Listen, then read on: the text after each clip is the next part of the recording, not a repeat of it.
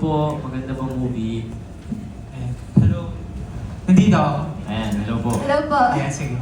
Yung question ko, kasi na-mention kanina na parang, so 1 year na kayo, di ba, yung rap gel.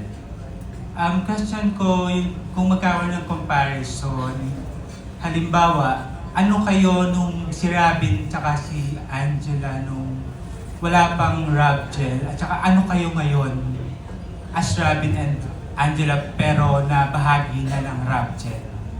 Tig-isa kayo.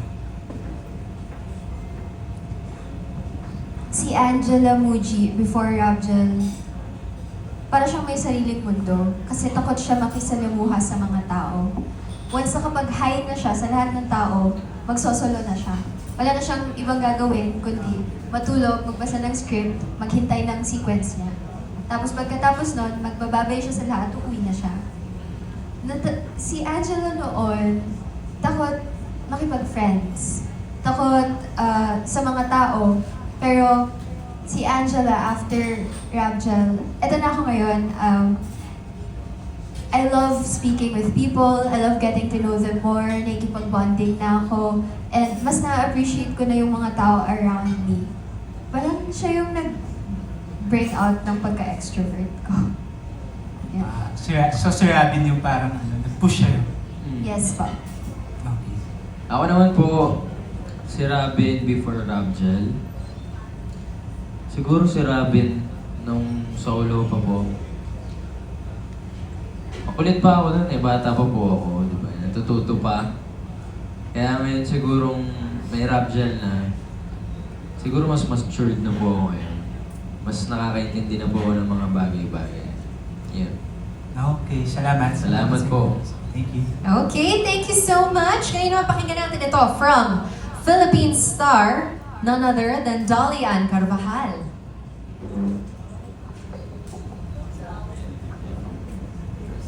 Just waiting for our microphone. Ito po, second to the last. Hello po. Hello again. Hello Hello po. tayo sa KFC, di ba? Anyway, anong take-away niyo sa bawat episode ng anthology niyo? Kung meron man. Kahit brief lang. Thank you. Ang takeaway ko po sa rider kong Hoodlum is that hindi ko po kailangan i-OA yung acting kasi kapag nandyan na, lalabas na siya ng kusa. Yung sa Us Maybe naman po is that it's romance pero it's different from adaptations. So dito, mas naging natural kami.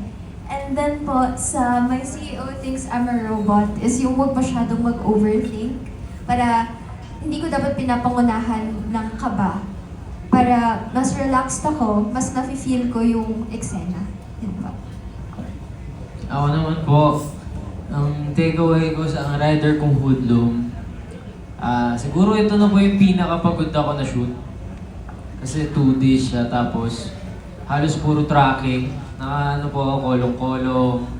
Tapos naka-single na motor, sinusundan po ako na sasakyan. Puro tracking po, yun po yung ginagawa ko. Tsaka puro fight scene. Mga mabibigat na fight scene kasi malupit po mag-action yan si Direk Philip eh.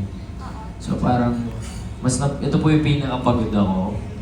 Sa Us Maybe naman, dito po sobra kami nag-enjoy kasi parang lahat po ng tao, same po ng tao ng A Werewolf Boy. So parang nag-reunion po kami lahat. Parang happy lang po kami sa set, lahat po kami nag-enjoy sa ginagawa namin. And madami po kami natututunan palalo kay Direk Chris dito. And dito niya po kami parang, sige, gawin mo anong gusto mo, bahala ka. Ginanon po kami ni Direk Chris dito, kaya parang mas napakita po namin kung sino kami dito. Sa Save the Error naman po,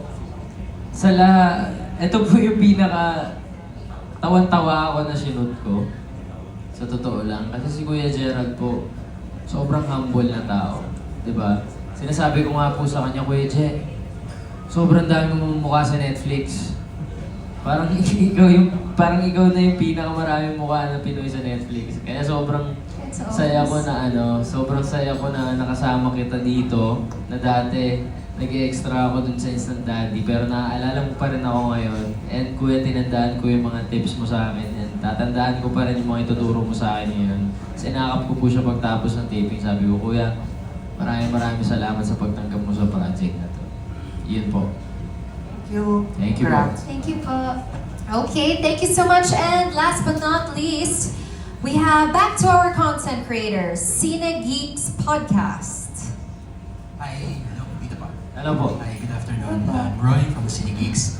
First of all, congratulations dun sa project niyo, Rapgel. And nakita natin dito na si Angela kasama niya si Carlo Aquino and Rab kasama mo si Gerald Napoles.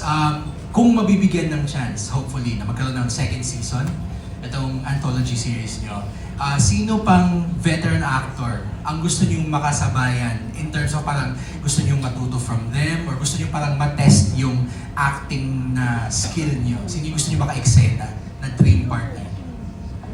Ako po, si Miss Sharon Cuneta po and si Nadine Lustre po. Ako po tatlo.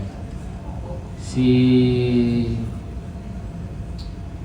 Dennis Trillo, si Sir Robin Padilla, saka si Ate Julia Barreto. Yung kay Angela, yung si Miss Sharon, of course, would that be drama or gusto niyo parang ibang klaseng genre for the both of you? Gusto ko po drama. Ikaw, Rab, kay Dennis Trillo, Robin, action. Kay Sir Robin po, action. Kay Kuya Dennis Trillo po siguro, drama, heavy drama.